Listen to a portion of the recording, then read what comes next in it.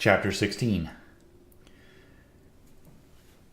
Cursed, cursed Creator, why did I live? Why, in that instant, did I not extinguish the spark of existence which you had so wantonly bestowed? I know not. Despair had not yet taken possession of me.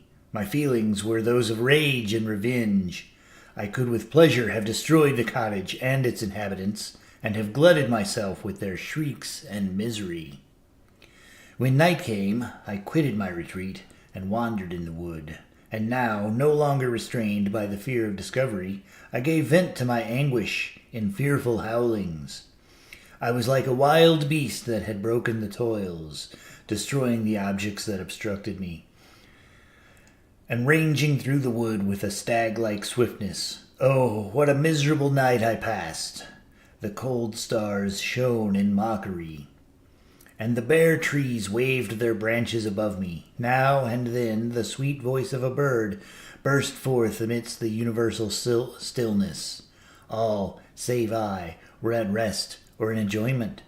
I, like the archfiend, bore a hell within me, and finding myself unsympathized with, wished to tear up the trees, spread havoc and destruction around me, and then to have sat down and enjoyed the ruin. But this was a luxury of sensation that could not endure. I became fatigued with excess of bodily exertion, and sank on the damp grass in the sick impotence of despair. There was nothing among the myriads of men that existed who would pity or assist me. And should I feel kindness toward my enemies? No. From that moment I declared everlasting war against the species, and, more than all, against him who had formed me and sent me forth to this insupportable misery. The sun rose. I heard the voices of men, and knew that it was impossible to return to my retreat during that day. Accordingly, I hid myself in some thick underwood, determining to devote the ensuing hours to reflection upon my situation. The pleasant sunshine and the pure air of the day restored me to some degree of tranquillity, and when I considered what had passed at the cottage, I could not help believing that I had been too hasty in my conclusions. I had certainly acted imprudently. It was apparent that my conversation had interested the father in my behalf, and I was a fool in having exposed my person to the horror of his children. I ought to have familiarized the old De Lacy to me, and by degrees to have discovered myself to the rest of his family, when they should have been prepared for my approach. But I did not believe my errors to be irretrievable, and after much consideration I resolved to return to the cottage, seek the old man, and by my representations win him to my party. These thoughts calmed me, and in the afternoon I sank into a profound sleep. But the fever of my blood did not allow me to be visited by peaceful dreams. The horrible scene of the preceding day was forever acting before my eyes. The females were flying, and the enraged Felix tearing me from his father's feet. I awoke, exhausted, and, finding that it was already night, I crept forth from my hiding place and went in search of food. When my hunger was appeased, I directed my steps toward the well-known path that conducted to the cottage. All there was at peace. I crept into my hovel and remained in silent expectation of the accustomed hour when the family arose. That hour passed. The sun mounted high in the heavens, but the cottagers did not appear. I trembled violently, apprehending some dreadful misfortune. The inside of the cottage was dark, and I heard no motion. I cannot describe the agony of this suspense. Presently 2 countrymen passed by, but, pausing near the cottage, they entered into conversation, using violent gesticulations, but I did not understand what they said, as they spoke the language of the country, which differed from that of my protectors. Soon after, however, Felix approached with another man. I was surprised, as I knew that he had not quitted the cottage that morning, and waited anxiously to discover, from his discourse, the meaning of these unusual appearances. "Do consider," said his companion to him, "that you will be obliged to pay 3 months' rent, and to lose the produce of your garden. I do not wish to take any unfair advantage, and I beg, therefore, that you will take some days to consider of your determination." "It is utterly useless," replied Felix. "We can never again inhabit your cottage. The life of my father is in the greatest danger, owing to the dreadful circumstance that I have related. My wife and my sister will never recover their horror. I entreat you not to reason with me any more. Take possession of your tenement, and let me fly from this place." Felix trembled violently as he said this. He and his companion entered the cottage, in which they remained for a few minutes, and then departed. I never saw any of the family of De Lacy more. I continued for the remainder of the day in my hovel, in a state of utter and stupid despair. My protectors had departed, and had broken the only link that held me to the world. For the first time the feelings of revenge and hatred filled my bosom, and I did not strive to control them, but allowing myself to be borne away by the stream, I bent my mind towards injury and death. When I thought of my friends, of the mild voice of De Lacy, the gentle eyes of Agatha, and the exquisite beauty of the Arabian, these thoughts vanished, and a gush of tears somewhat soothed me. But again, when I reflected that they had spurned and deserted me, anger returned, a rage of anger, and unable to injure anything human, I turned my fury towards inanimate objects. As night advanced, I placed a variety of combustibles around the cottage, and, after having destroyed every vestige of cultivation in the garden, I waited with forced impatience until the moon had sunk to commence my operations. As the night advanced, a fierce wind arose from the woods and quickly dispersed the clouds that had loitered in the heavens. The blast tore along like a mighty avalanche, and produced a kind of insanity in my spirits that burst all bounds of reason and reflection. I lighted the dry branch of a tree, and danced with fury around the devoted cottage, my eyes still fixed on the western horizon, the edge of which the moon nearly touched. A part of its orb was at length hid, and I waved my brand. It sunk, and with a loud scream I fired the straw and heath and bushes which I had collected. The wind fanned the fire, and the cottage was quickly enveloped by the flames, which clung to it and licked it with their forked and destroying tongues. As soon as I was convinced that no assistance could save any part of the habitation, I quitted the scene and sought for refuge in the woods. And now, with the world before me, whither should I bend my steps? I resolved to fly far from the scene of my misfortunes, but to me, hated and despised, every country must be equally horrible. At length, the thought of you crossed my mind. I learned from your papers that you were my father, my creator, and to whom could I apply with more fitness than to him who had given me life? Among the lessons that Felix had bestowed upon Safie, geography had not been omitted. I had learned from these the relative situations of the different countries of the earth. You had mentioned Geneva as the name of your native town, and towards this place I resolved to proceed. But how was I to direct myself? I knew that I must travel in a southwesterly direction to reach my destination, but the sun was my only guide. I did not know the names of the towns that I was to pass through, nor could I ask information from a single human being, but I did not despair. From you only could I hope for succor, although towards you I felt no sentiment but that of hatred. Unfeeling, heartless creator, you had endowed me with perceptions and passions, and then cast me abroad, an object for the scorn and horror of mankind.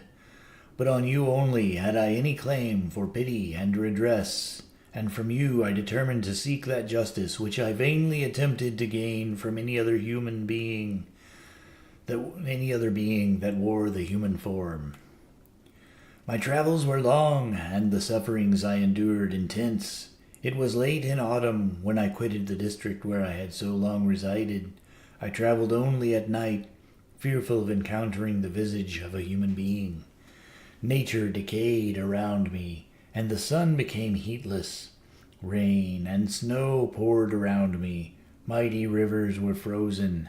The surface of the earth was hard and chill and bare, and I found no shelter.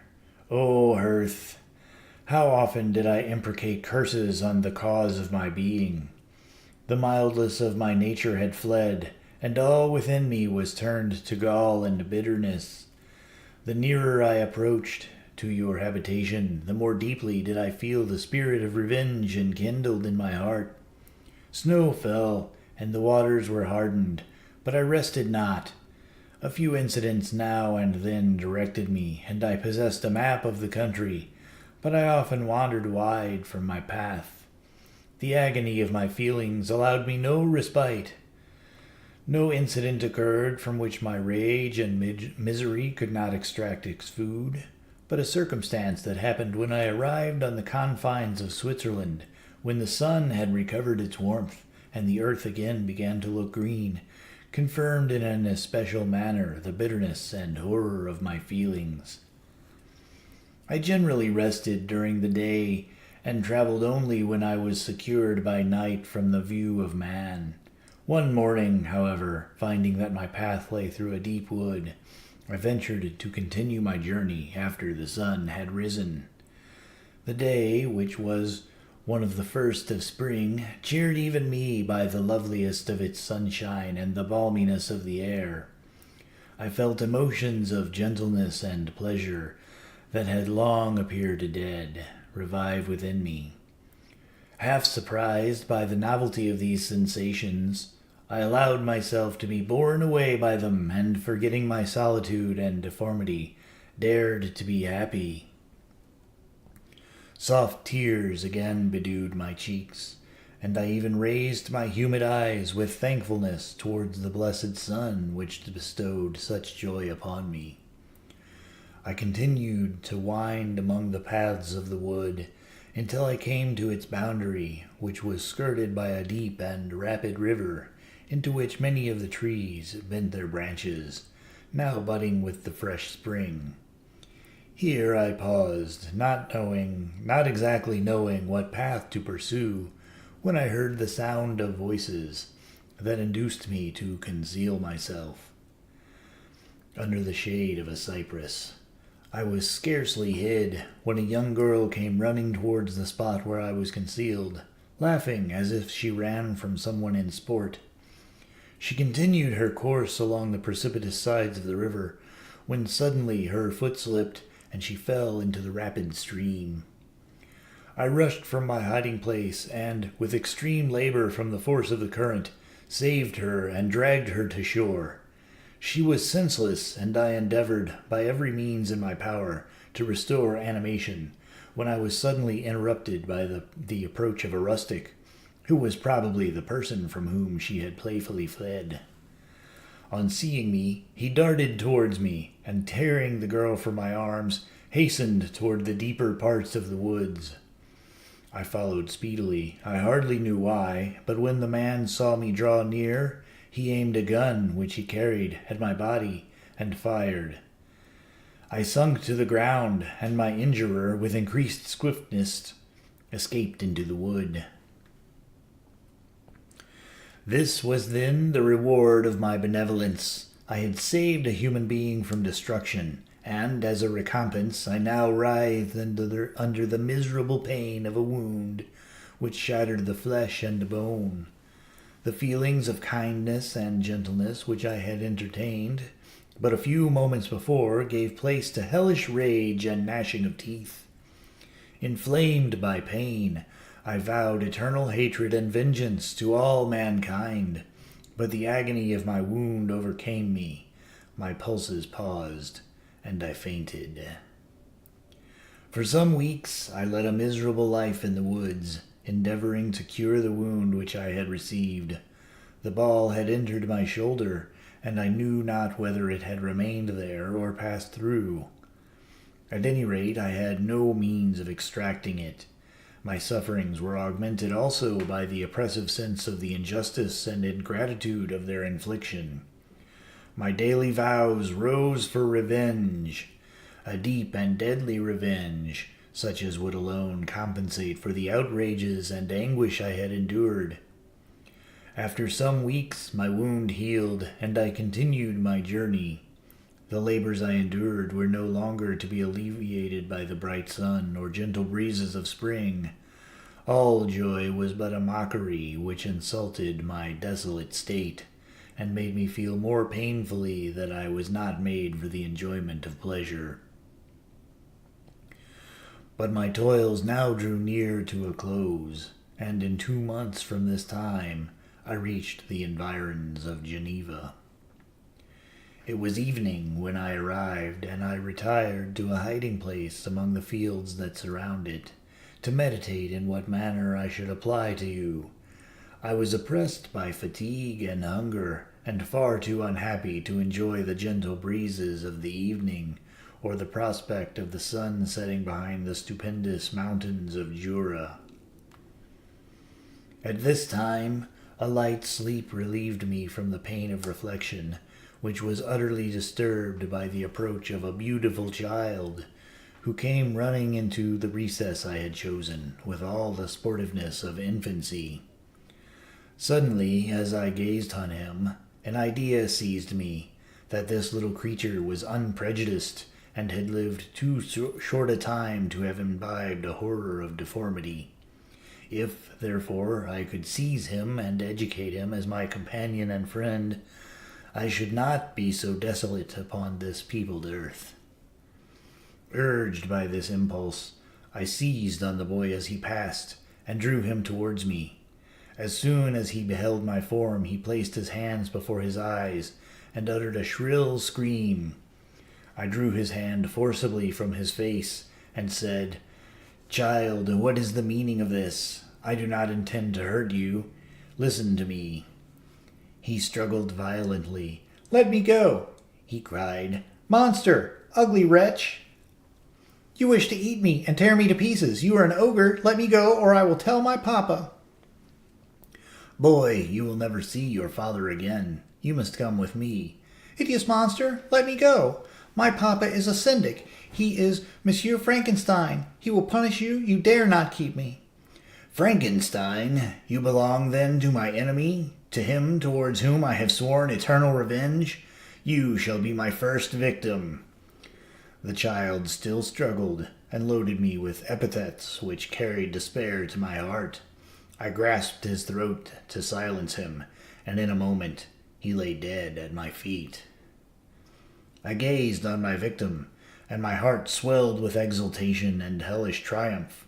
Clapping my hands, I exclaimed, "I, too, can create desolation. My enemy is not invulnerable.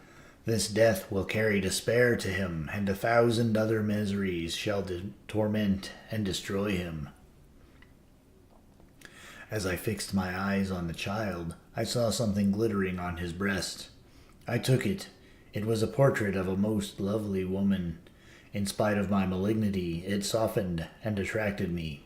For a few moments I gazed with delight on her dark eyes, fringed by deep lashes, and her lovely lips.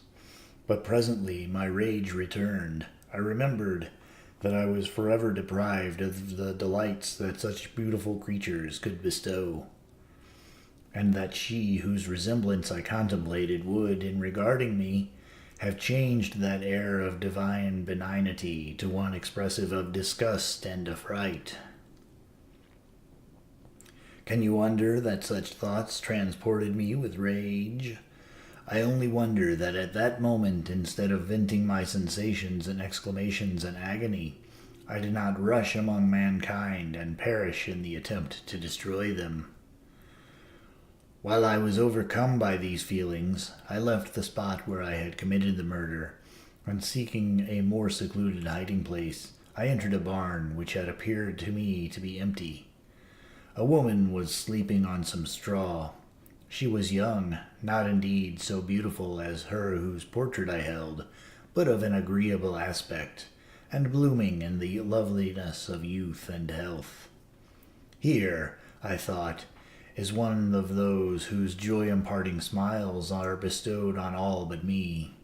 And then I bent over her and whispered, "Awake, fairest, thy lover is near, he who would give his life but to obtain one look of affection from thine eyes. My beloved, awake." The sleeper stirred. A thrill of terror ran through me. Should she indeed awake and see me and curse me and denounce the murderer? Thus would she assuredly act if her darkened eyes opened, and she beheld me. The thought was madness. It stirred the fiend within me. Not I, but she shall suffer. The murder I have committed, because I am forever robbed of all that she could give me, she shall atone. The crime had its source in hers. In her, be hers the punishment. Thanks to the lessons of Felix and the sanguinary laws of man, I had learned now to work mischief. I bent over and placed the portrait securely in one of the folds of her dress. She moved again, and I fled. For some days I haunted the spot where these scenes had taken place, sometimes wishing to see you, sometimes resolved to quit the world and its miseries forever. At length I wandered towards these mountains, and have ranged through their immense recesses, consumed by a burning passion which you alone can gratify. We may not part until you have promised to comply with my requisition. I am alone and miserable. Man will not associate with me, but one as deformed and horrible as myself would not deny herself to me. My companion must be of the same species, and have the same defects. This being you must create. Chapter 17. The being finished speaking, and fixed its looks upon me in expectation of a reply. But I was bewildered, perplexed, and unable to arrange my ideas sufficiently to understand the full extent of his proposition. He continued, "You must create a female for me, with whom I can live in the interchange of those sympathies necessary for my being. This you alone can do, and I demand it of you as a right which you must not refuse to concede." The latter part of his tale had kindled anew in me the anger that had died away while he narrated his peaceful life among the cottagers, and as he said this, I could no longer suppress the rage that burned within me. "I do refuse it," I replied, "and no torture shall ever extort a consent from me. You may render me the most miserable of men, but you shall never make me base in my own eyes. Shall I create another like yourself, whose joint wickedness might desolate the world? Begone, I have answered you. You may torture me, but I will never consent." "You are in the wrong," replied the fiend, "and instead of threatening, I am content to reason with you. I am malicious because I am miserable. Am I not shunned and hated by all mankind? You, my creator, would tear me to pieces and triumph. Remember that, and tell me why I should pity man more than he pities me. You would not call it murder if you could precipitate me into one of those ice rifts and destroy my frame, the work of your own hands. Shall I respect man when he contempts me? Let him live with me in the interchange of kindness, and, instead of injury, I would bestow every benefit upon him with tears of gratitude at his acceptance. But that cannot be. The human senses are insurmountable barriers to our union.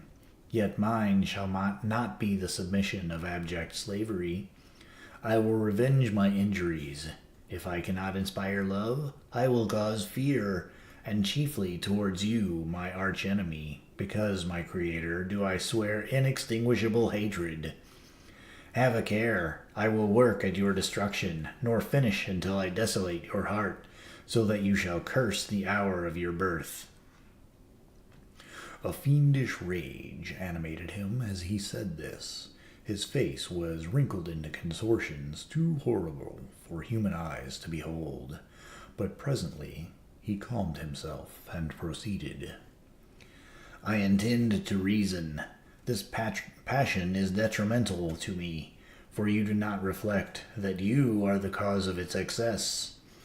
If any being felt emotions of benevolence towards me, I should return them an hundredfold. For that one creature's sake, I would make peace with the whole kind. But I now indulge in dreams of bliss that cannot be realized. What I ask of you is reasonable and moderate. I demand a creature of another sex, but as hideous as myself.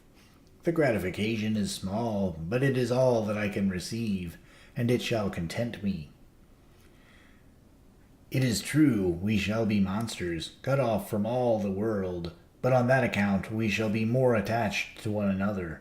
Our lives will not be happy, but they will be harmless and free from the misery I now feel.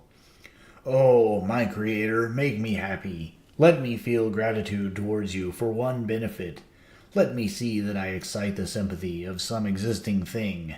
Do not deny me my request. I was moved. I shuddered when I thought of the possible consequences of my consent, but I felt that there was some justice in his argument. His tale, and the feelings he now expressed, proved him to be a creature of fine sensations, and did I not, as his maker, owe him all the portion of happiness that it was in my power to bestow? He saw my change of feeling, and continued. If you consent, neither you nor any other human being shall ever see us again. I will go to the vast wilds of South America. My food is not that of man. I do not destroy the lamb and the kid to glut my appetite. Acorns and berries afford me sufficient nourishment. My companion will be of the same nature as myself, and will be content with the same fare. We shall make our beds of dried leaves. The sun will shine on us as on man, and will ripen our food. The picture I present to you is peaceful and human, and you must feel that you could deny it only in the wantonness of power and cruelty. Pitiless as you have been towards me, I now see compassion in your eyes. Let me seize the favorable moment, and persuade you to promise what I so ardently desire. You propose, replied I, to fly from the habitations of man, to dwell in those wilds where the beasts of the field will be your only companions. How can you, who long for the love and sympathy of man, persevere in this exile? You will return, and again seek their kindness, and you will meet with their detestation. Your evil passions will be renewed, and you will then have a companion to aid you in the task of destruction. This may not be. Cease to argue the point, for I cannot consent. How inconstant are your feelings! But a moment ago you were moved by my representations. And why do you again harden yourself to my complaints?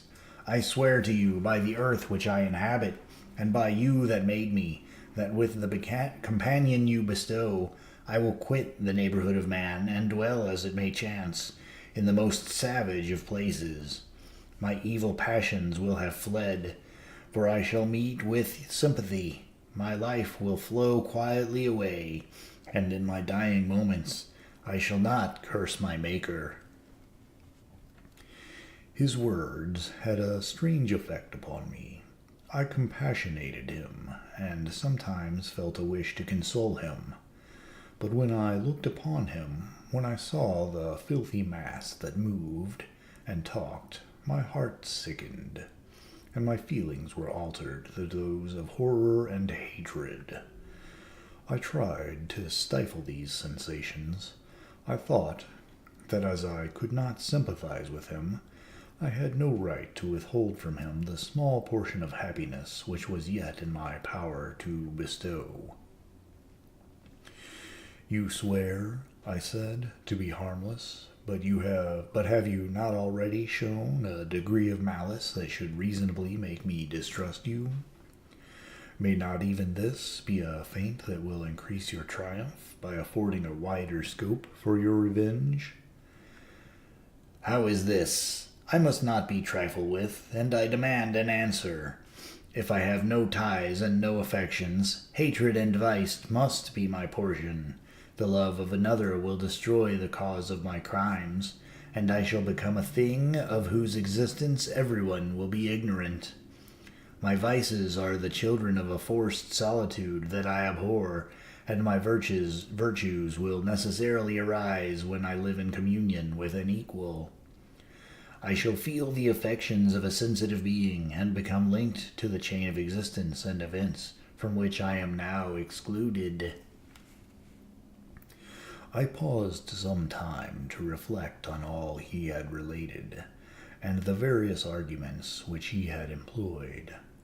I thought of the promise of virtues which he had displayed on the opening of his existence, and the subsequent blight of all kindly feeling by the loathing and scorn which his protectors had manifested towards him. His power and threats were not omitted in my calculations. A creature who could exist in the iced caves of the glaciers and hide himself from pursuit among the ridges of inaccessible precipices was a being possessing faculties it would be vain to cope with. After a long pause of reflection, I concluded that the justice due both to him and my fellow creatures demanded of me that I should comply with his request. Turning to him, therefore, I said, "I consent to your demand, on your solemn oath, to quit Europe forever, and every other place in the neighborhood of man, as soon as I shall deliver into your hands a female who will accompany you in your exile." "I swear," he cried, "by the sun and by the blue sky of heaven, and by the fire of love that burns in my heart, that if you grant my prayer while they exist, you shall never behold me again. Depart to your home and commence your labors. I shall watch their progress with unutterable anxiety, and fear not but that when you are ready, I shall appear." Saying this, he suddenly quitted me, fearful, perhaps, of any change in my sentiments. I saw him descend the mountain with greater speed than the flight of an eagle, and quickly lost among the undulations of the sea of ice. His tale had occupied the whole day, and the sun was upon the verge of the horizon when he departed. I knew that I ought to hasten my descent towards the valley, as I should soon be encompassed in darkness, but my heart was heavy and my steps slow. The labor of winding among the little paths of the mountains, and fixing my feet firmly as I advanced, perplexed me, occupied as I was by the emotions which the occurrences of the day had produced. Night was far advanced when I came to the halfway resting place, and seated myself beside the fountain. The stars shone at intervals as the clouds passed from over them. The dark pines rose before me, and every here and there a broken tree lay on the ground. It was a scene of wonderful solemnity, and stirred strange thoughts within me. I wept bitterly, and, clasping my hands in agony, I exclaimed, "O stars and clouds and winds, you are all about to mock me. If ye really pity me, crush sensation and memory. Let me become as naught, but if not, depart. Depart and leave me in darkness." These were wild and miserable thoughts, But I cannot describe to you how the eternal twinkling of the stars weighed upon me, and how I listened to every blast of wind, as if it were a dull, ugly siroc on its way to consume me.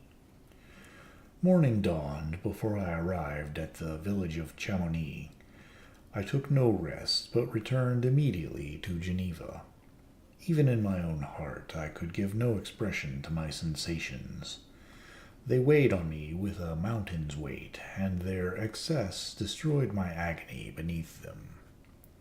Thus I returned home, and entering the house, presented myself to the family. My wild and haggard appearance awoke intense alarm, but I answered no question. Scarcely did I speak. I felt as if I were placed under a ban, as if I had no right to claim their sympathies, as if nevermore might I enjoy companionship with them. Yet even thus I loved them to adoration, and to save them I resolved to dedicate myself to my most abhorred task. The prospect of such an occupation made every other circumstance of existence pass before me like a dream, and that thought only had me to the reality of life. Chapter 18. Day after day, week after week, passed away on my return to Geneva, and I could not collect the courage to recommence my work. I feared the vengeance of the disappointed fiend, yet I was unable to overcome my repugnance to the task which was enjoined me. I found that I could not compose a female without again devoting several months to profound study and laborious disquisition. I had heard of some discoveries having been made by an English philosopher, the knowledge of which was material to my success, and I sometimes thought of obtaining my father's consent to visit England for this purpose. But I clung to every pretense of delay, and shrunk from taking the first step in an undertaking whose immediate necessity began to appear less absolute to me. A change indeed had taken place in me. My health, which had hitherto declined, was now much restored, and my spirits, when unchecked by the memory of my unhappy promise, rose proportionably. My father saw this change with pleasure, and he turned his thoughts towards the best method of eradicating the remains of my melancholy, which every now and then would return by fits, and with a devouring blackness overcast the approaching sunshine. At these moments I took refuge in the most perfect solitude. I passed whole days on the lake alone in a little boat, watching the clouds and listening to the rippling of the waves, silent and listless. But the fresh air and bright sun seldom failed to restore to me to some degree of composure, and on my return I met the salutations of my friends with a readier smile and a more cheerful heart. It was after my return from one of these rambles that my father, calling me aside, thus addressed me. "I am happy to remark, my dear son, that you have resumed your former pleasures, and seem to be returning to yourself. And yet you are still unhappy, and still avoid our society. For some time I was lost in conjecture as to the cause of this, but yesterday an idea struck me, and if it is well founded, I conjure you avow it. Reserve on such a point would not only be useless, but draw down treble misery on us all." I trembled violently at his exordium, and my father continued. "I confess, my son, that I have always looked forward to your marriage with our dear Elizabeth, as the tie of our domestic comfort and the stay of my declining years. You were attached to each other from your earliest infancy. You studied together and appeared, in dispositions and taste, entirely suited to one another. But so blind is the experience of man, that what I conceived to be the best assistance to my plan may have entirely destroyed it. You perhaps regard her as your sister, without any wish that she might become your wife. Nay, you may have met with another whom you may love, and considering yourself as bound in honor to Elizabeth, this struggle may occasion the poignant misery which you appear to feel. My dear father, reassure yourself. I love my cousin tenderly and sincerely. I never saw any woman who excited, as Elizabeth does, my warmest admiration and affection. My future hopes and prospects are entirely bound up in the expectation of our union. The expression of your sentiments of this subject, my dear Victor, gives me more pleasure than I have for some time experienced. If you feel thus, we shall assuredly be happy. However, present events may cast a gloom over us. But it is this gloom which appears to have taken so strong a hold on your mind that I wish to dissipate.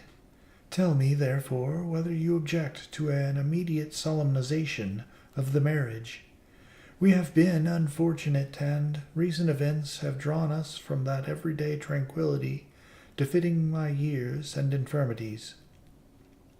You are younger, yet I do not suppose, possessed as you are of a competent fortune, that an early marriage would at all interfere with any future plans of honor and utility that you may have formed. Do not suppose, however, that I wish to dictate happiness to you, or that a delay on your part would cause me any serious uneasiness. I interpret my words with candor, and answer me, I conjure you, with confidence and sincerity. I listened to my father in silence, and remained for some time incapable of offering any reply. I resolved rapidly in my mind a multitude of thoughts, and endeavored to arrive at some conclusion. Alas, to me the idea of an immediate union with my Elizabeth was one of horror and dismay. I was bound by a solemn promise which I had not yet fulfilled, and dared not break. Or, if I did, what manifold miseries might not impend over me and my devoted family? Could I enter into a festival with this deadly weight yet hanging round my neck, and bowing me to the ground? I must perform my engagement, and let the monster depart with his mate, before I allowed myself to enjoy the delight of a union from which I expected peace. I remembered also the necessity imposed upon me of either journeying to England or entering into a long correspondence with those philosophers of that country whose knowledge and discoveries were of indispensable use to me in my present undertaking. The latter method of obtaining the desired intelligence was dilatory and unsatisfactory.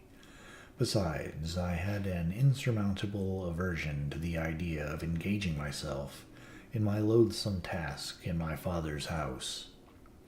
While in habits of familiar intercourse with those I loved, I knew that 1,000 fearful accidents might occur, the slightest of which would disclose a tale to thrill all connected with me with horror. I was aware also that I should often lose all self-command, all capacity of hiding the harrowing sensations that would possess me during the progress of my unearthly occupation. I must absent myself from all I loved while thus employed. Once commenced, it would quickly be achieved, and I might be restored to my family in peace and happiness. My promise fulfilled, the monster would depart forever, or, so my fond fancy imagined, some accident might meanwhile occur to destroy him, and put an end to my slavery forever. These feelings dictated my answer to my father. I expressed a wish to visit England, but concealing the true reasons of this request, I clothed my desires under a guise which excited no suspicion, while I urged my desire with an earnestness that easily induced my father to comply. After so long a period of an absorbing melancholy that resembled madness in its intensity and effects, he was glad to find that I was capable of taking pleasure in the idea of such a journey, and he hoped that change of scene and varied amusement would, before my return, have restored me entirely to myself. The duration of my absence was left to my own choice. A few months, or at most a year, was the period contemplated.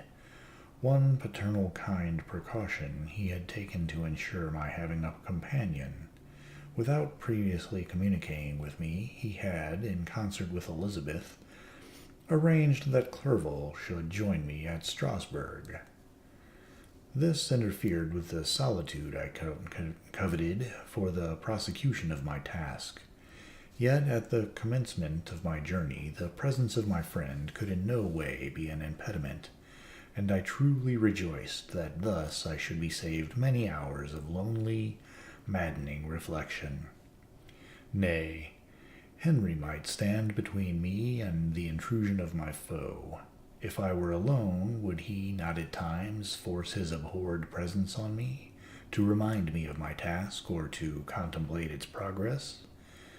To England, therefore, I was bound, and it was understood that my union with Elizabeth should take place immediately on my return. My father's age rendered him extremely averse to delay. For myself, there was no one reward I promised myself from my detested toils. One consolation for my unparalleled sufferings. It was the prospect of that day when, enfranchised from my miserable slavery, I might claim Elizabeth and forget the past in my union with her. I now made arrangements for my journey, but one feeling haunted me which filled me with fear and agitation. During my absence I shall leave my friends unconscious of the existence of their enemy, and unprotected from his attacks, exasperated as he might be by my departure. But he had promised to follow me wherever I might go, and would he not accompany me to England? This imagination was dreadful in itself, but soothing inasmuch as it supposed the safety of my friends.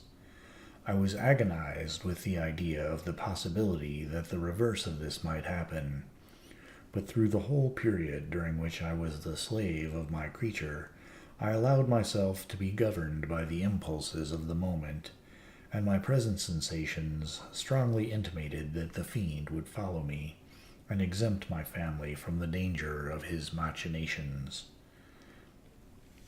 It was in the latter end of September that I again quitted my native country. My journey had been my own suggestion, and Elizabeth therefore acquiesced, but she was filled with disquiet at the idea of my suffering away from her the inroads of misery and grief. It had been her care which provided me a companion in Clerval, and yet a man is blind to 1,000 minute circumstances which call forth a woman's sedulous attention. She longed to bid me hasten my return. 1,000 conflicting emotions rendered her mute, as she bade me a tearful, silent farewell. I threw myself into the carriage, and that was to convey me away, hardly knowing whither I was going, and careless of what was passing around. I remembered only, and it was with a bitter anguish that I reflected on it, to order that my chemical instruments should be packed to go with me. Filled with dreary imaginations, I passed through many beautiful and majestic scenes, but my eyes were fixed and unobserving. I could only think of the bourne of my travels, and the work which was to occupy me whilst they endured. After some days spent in listless indolence, during which I traversed many leagues, I arrived at Strasbourg, where I waited 2 days for Clerval. He came. Alas, how great was the contrast between us! He was alive to every new scene, joyful when he saw the beauties of the setting sun, and more happy when he beheld it rise and recommence a new day. He pointed out to me the shifting colors of the landscape and the appearances of the sky. "This is what it is to live," he cried. "Now I enjoy existence, but you, my dear Frankenstein, wherefore are you desponding and sorrowful?" In truth, I was occupied by gloomy thoughts, and neither saw the descent of the evening star nor the golden sunrise reflected in the Rhine.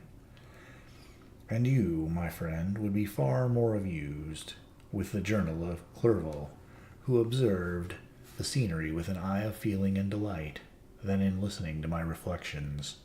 I, a miserable wretch, haunted by a curse that shut up every avenue to enjoyment. We had agreed to descend the Rhine in a boat from Strasbourg to Rotterdam, whence we might take shipping for London. During this voyage we passed many willowy islands and saw several beautiful towns. We stayed a day at Mannheim, and on the 5th from our departure from Strasbourg, arrived at Mayence. The course of the Rhine below Mayence becomes much more picturesque. The river descends rapidly and winds between hills, not high, but steep, and of beautiful forms. We saw many ruined castles, standing on the edges of precipices, surrounded by black woods, high and inaccessible. This part of the Rhine, indeed, presents a singularly variegated landscape.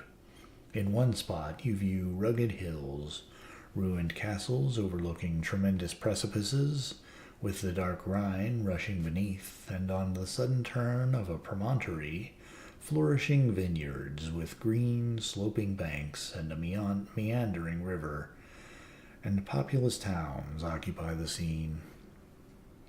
We traveled at the time of the vintage, and heard the song of the laborers as we glided down the stream.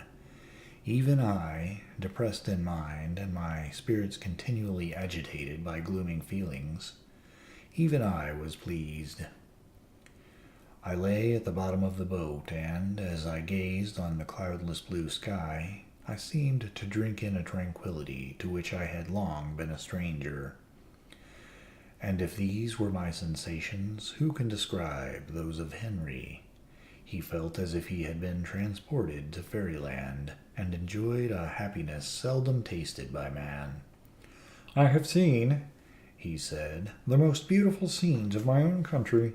I have visited the lakes of Lucerne and Uri, where the snowy mountains descend almost perpendicularly to the water, casting black and impenetrable shades, which would cause a gloomy and mournful appearance, were it not for the most verdant islands that relieve the eye by their gay appearance. I have seen this lake agitated by a tempest, when the wind tore up whirlwinds of water, and gave you an idea of what the waterspout must be on the great ocean, and the waves dash with fury the base of the mountain, where the priest and his mistress were overwhelmed by an avalanche, and where their dying voices are still said to be heard amid the pauses of the nightly wind. I have seen the mountains of La Valais and the Pays de Vaud by this country, Victor. But this country, Victor, pleases me more than all those wonders. The mountains of Switzerland are more majestic and strange, but there is a charm in the banks of this divine river that I never before saw equaled. Look at that castle which overhangs yon precipice, and that also on the island, almost concealed amongst the foliage of those lovely trees. And now that group of laborers coming from among their vines, and that village half hid in the recess of the mountain. Oh, surely the spirit that inhabits and guards this place has a soul more in harmony with man than those who pile the glacier or retire to the inaccessible peaks of the mountains of our own country. Clerval, beloved friend, even now it delights me to record your words and to dwell on the praise of which you are so eminently deserving. He was a being formed in the very poetry of nature. His wild and enthusiastic imagination was chastened by the sensibility of his heart. His soul overflowed with ardent affections, and his friendship was of that devoted and wondrous nature that the worldly minded teach us to look for only in the imagination. But even human sympathies were not sufficient to satisfy his eager mind. The scenery of external nature, which others regard only with admiration, he loved with ardor. The sounding cataract haunted him like a passion, the tall rock, the mountain, and the deep and gloomy wood. Their colors and forms were then to him an appetite, a feeling, and a love, that had no need of a remoter charm, by thought supplied, or any interest unborrowed from the eye. And where does he now exist? Is this gentle and lovely being lost forever? Has this mind, so replete with ideas and imaginations, fanciful and magnificent, which formed a world whose existence depended on the life of its creator, has this mind perished? Does it now only exist in my memory? No, it is not thus. Your form, so divinely wrought and beaming with beauty, has decayed, but your spirit still visits and consoles your unhappy friend. Pardon this gush of sorrow. These ineffectual words are but a slight tribute to the unexampled worth of Henry, but they soothe my heart, overflowing with the anguish which his remembrance creates. I will proceed with my tale. Beyond Cologne, we descended to the plains of Holland, and we resolved to post the remainder of our way, for the wind was contrary, and the steam of the river was too gentle to aid us. Our journey here lost the interest arising from beautiful scenery, but we arrived in a few days at Rotterdam, whence we proceeded by sea to England. It was on a clear morning, in the latter days of December, that I first saw the white cliffs of Britain. The banks of the Thames presented a new scene. They were flat but fertile, and almost every town was marked by the remembrance of some story. We saw Tilbury Fort and remembered the Spanish Armada, Gravesend, Woolwich, and Greenwich, places which I had heard of even in my country. At length we saw the numerous steeples of London, St. Paul's towering above all, and the tower famed in English history. Chapter 19. London was our present point of interest. We determined to remain several months in this wonderful and celebrated city. Clerval desired the intercourse of the men of genius and talent who flourished at this time, but this was with me a secondary object. I was principally occupied with the means of obtaining the information necessary for the completion of my promise, and quickly availed myself of the letters of introduction that I had brought with me, addressed to the most distinguished natural philosophers. If this journey had taken place during my days of study and happiness, it would have afforded me inexpressible pleasure.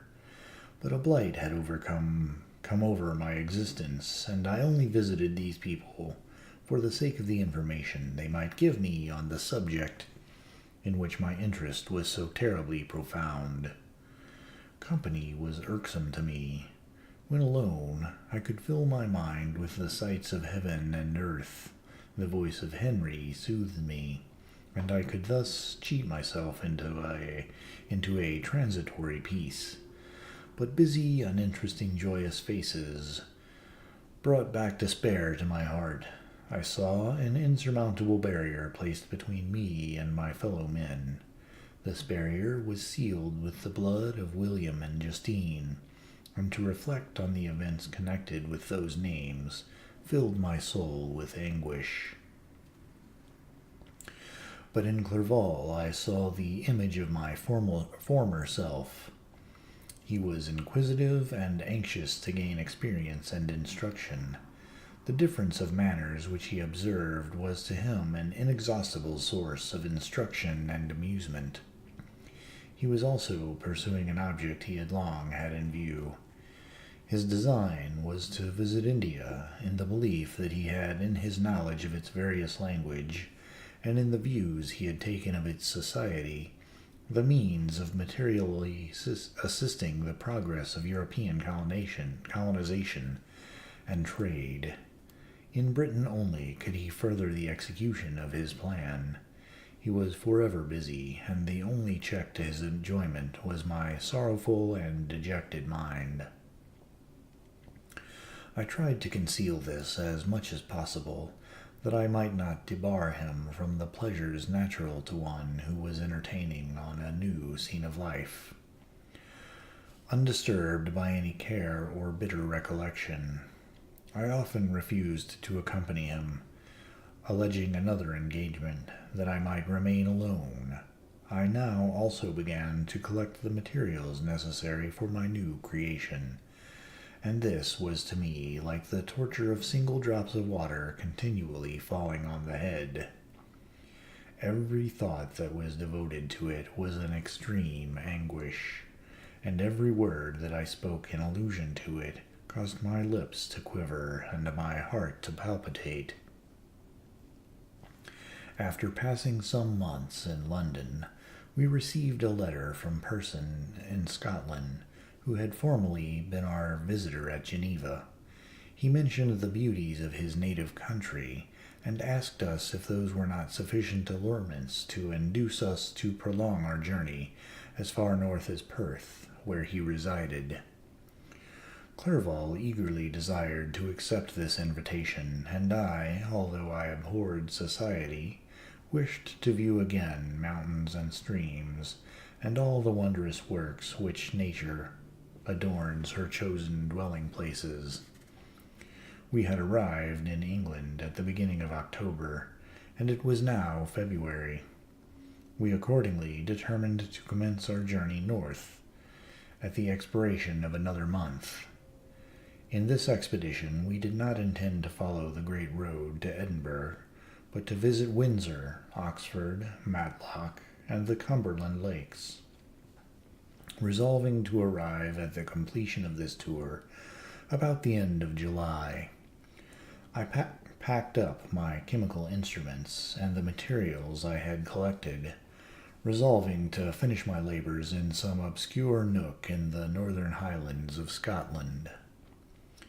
We quitted London on the 27th of March and remained a few days at Windsor, rambling in its beautiful forest. This was a new scene to us mountaineers. The majestic oaks, the quantity of game, and the herds of stately deer were all novelties to us. From thence we proceeded to Oxford. As we entered this city, our minds were filled with the remembrance of the events that had been transacted there more than a century and a half before. It was here that Charles I had collected his forces. This city had remained faithful to him, after the whole nation had forsaken his cause to join the standard of Parliament and liberty. The memory of that unfortunate king and his companions, the amiable Falkland, the insolent Goring, his queen and son, gave a peculiar interest to every part of the city, which they might be supposed to have inhabited. The spirit of elder days found a dwelling here, and we delighted to trace its footsteps. If these feelings had not found an imaginary gratification, the appearance of the city had yet in itself sufficient beauty to obtain our admiration.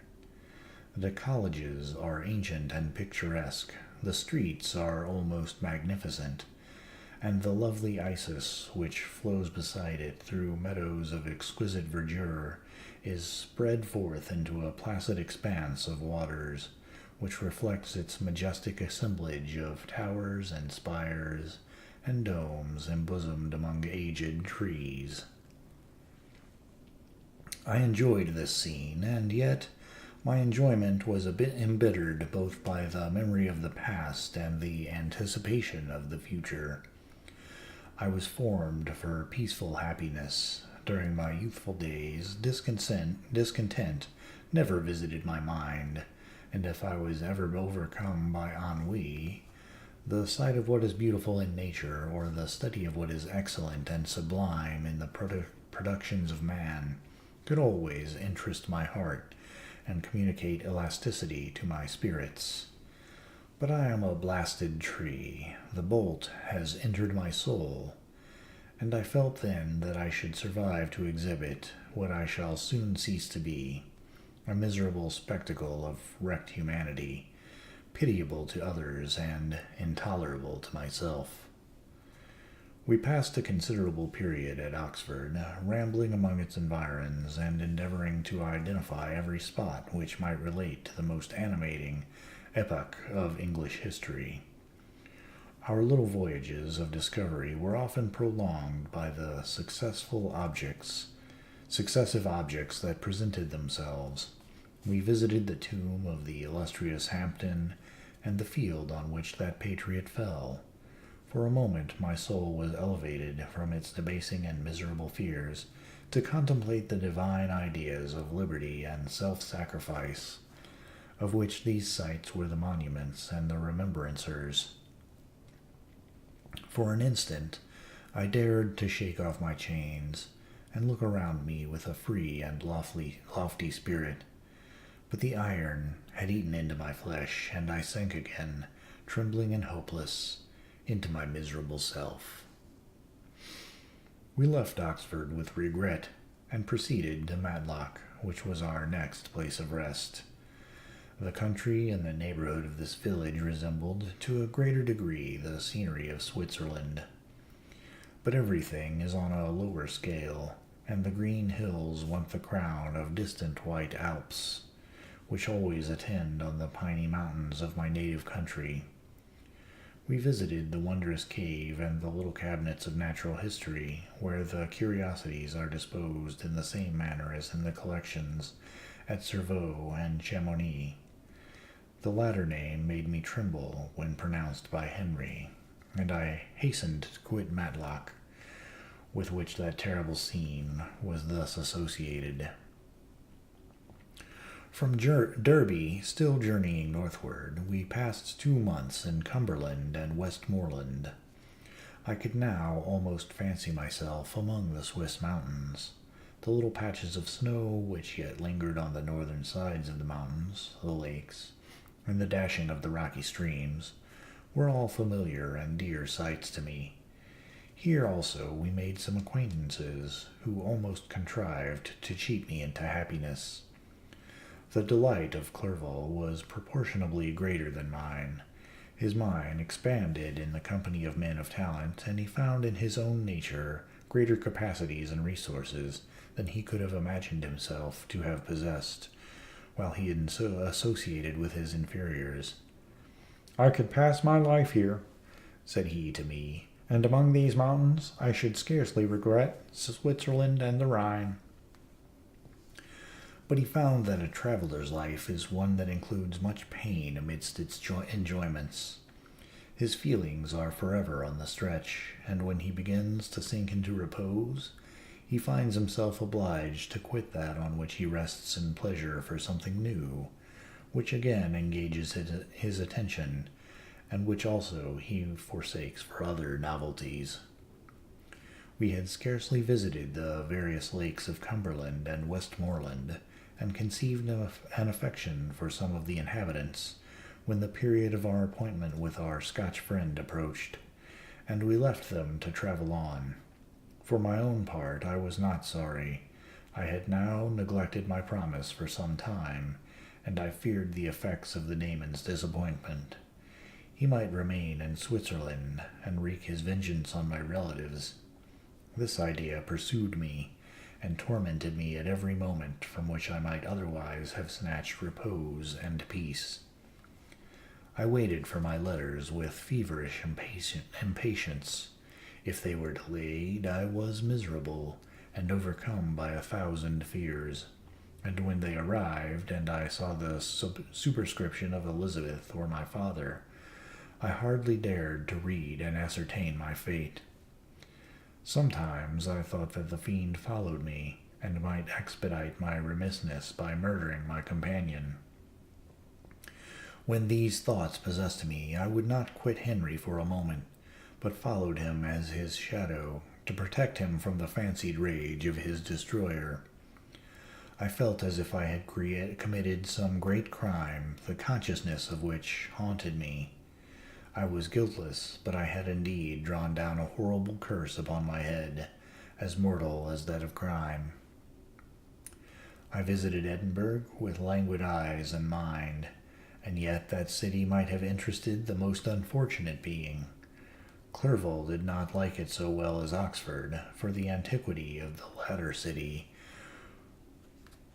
was more pleasing to him, but the beauty and regularity of the new town of Edinburgh, its romantic castle and its environs, the most delightful in the world, Arthur's Seat, St. Bernard's Wall, and the Pentland Hills compensated him for the change, and filled him with cheerfulness and admiration. But I was impatient to arrive at the termination of my journey. We left Edinburgh in a week, passing through Cooper St. Andrews and along the banks of the Tay to Perth, where, where our friend expected us. But I was in no mood to laugh and talk with strangers, or enter into their feelings or plans with the good humor expected from a guest, and accordingly I told Clerval that I wished to make the tour of Scotland alone. "Do you," I said, "enjoy yourself, and let this be our rendezvous. I may be absent a month or two, but do not interfere with my motions. I entreat you, leave me to peace and solitude for a short time, and when I return, I hope it will be with a lighter heart, more congenial to your own temper." Henry wished to dissuade me, but, seeing me bent on this plan, ceased to remonstrate. He entreated me to write often. "I had rather be with you," he said, "in your solitary rambles than with these Scotch people whom I do not know. Hasten, then, my dear friend, to return, that I may again feel myself somewhat at home, which I cannot do in your absence." Having parted from my friend, I determined to visit some remote spot of Scotland and to finish my work in solitude. I did not doubt but that the monster followed me, and would discover himself to me when I should have finished, that he might receive his companion. With this resolution, I traversed the northern highlands, and fixed on one of the remotest of the Orkneys as the scene of my labors. It was a place fitted for such a work, being hardly more than a rock, whose high sides were continually beaten upon by the waves. The soil was barren, scarcely affording pasture for a few miserable cows, and oatmeal for its inhabitants, which consisted of 5 persons, whose gaunt and scraggy limbs gave tokens of their miserable fare. Vegetables and bread, when they indulged in such luxuries, and even fresh water was to be procured from the mainland, which was about 5 miles distant. On the whole island there were but 3 miserable huts, and one of these was vacant when I arrived. This I hired. It contained but 2 rooms, and these exhibited all the squalidness of the most miserable penury. The thatch had fallen in, the walls were unplastered, and the door was off its hinges. I ordered it to be repaired, bought some furniture, and took possession, an incident which would, doubtless, have occasioned some surprise, had not all the senses of the cottagers been benumbed by want and squalid poverty. As it was, I lived ungazed at and unmolested, hardly thanked for the pittance of food and clothes which I gave.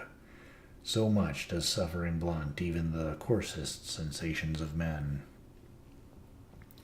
In this retreat I devoted the morning to labor, but in the evening, when the weather permitted, I walked on the stony beach of the sea to listen to the waves as they roared and dashed at my feet.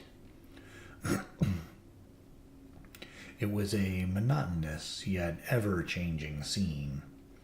I thought of Switzerland. It was far different from this desolate and appalling landscape. Its hills are covered with vines, and its cottages are scattered thickly in the plains. Its fair lakes reflect a blue and gentle sky, and, when troubled by the winds, their tumult is but as the play of a lively infant when compared to the roarings of the giant ocean. In this manner I distributed my occupations when I first arrived, but as I proceeded in my labor, it became every day more horrible and irksome to me. Sometimes I could not prevail upon myself to enter my laboratory for several days, and at other times I toiled day and night in order to complete my work. It was, indeed, a filthy process in which I was engaged. During my first experiment, a kind of an enthusiastic frenzy had blinded me to the horror of my employment. My mind was intently fixed on the consummation of my labor, and my eyes were shut to the horror of my proceedings. But now I went to it in cold blood, and my heart often sickened at the work of my hands.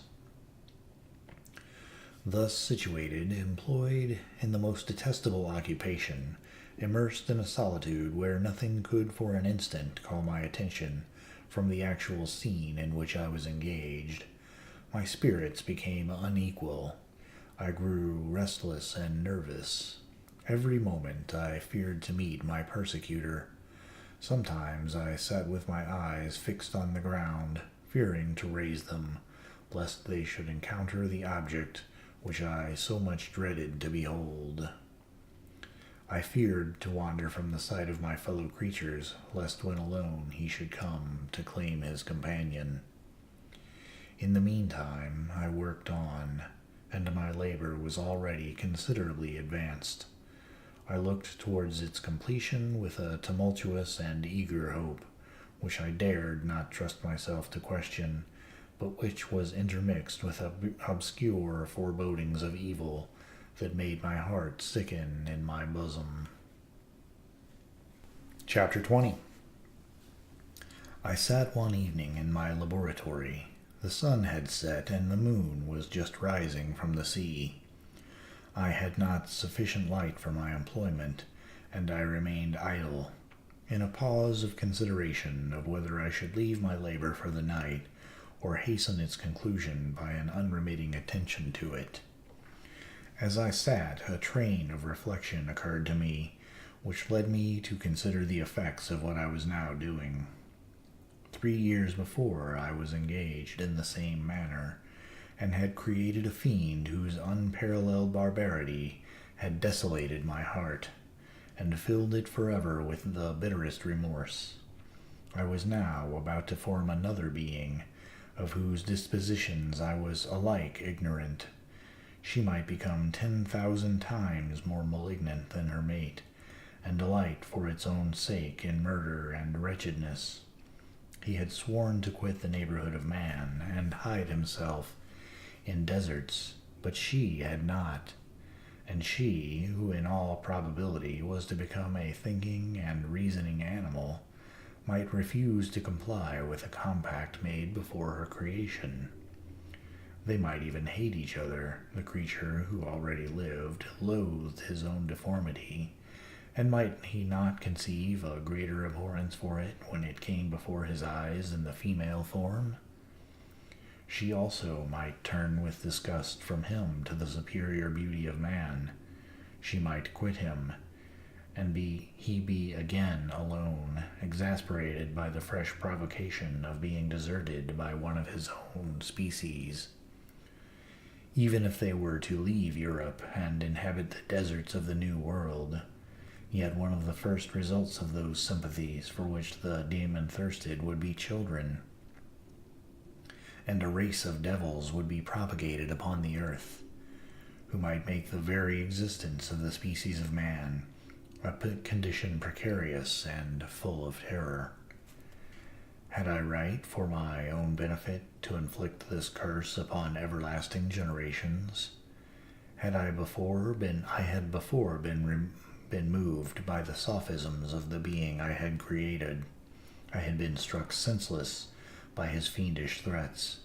But now, for the first time, the wickedness of my promise burst upon me.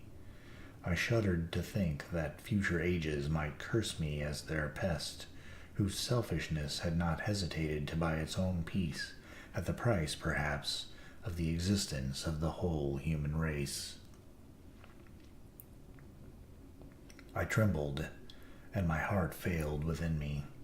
On looking up, I saw, by the light of the moon, the daemon at the casement.